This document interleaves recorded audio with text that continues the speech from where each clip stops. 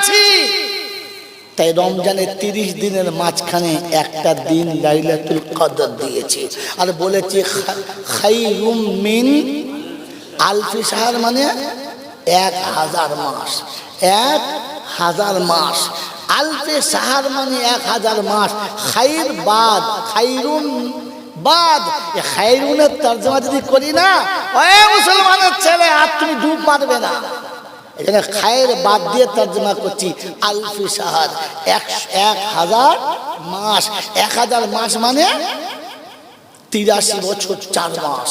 কত হলো? 83 বছর 4 মাস। আগে ছিল কত? 5 বছর 10 মাস। টোটাল কত হলো? 83 আর 5-এ 88, 10 মাসে আর 4 মাসে 89 বছর 2 মাস। একটা রমজান যদি সত্যিকারের আদায়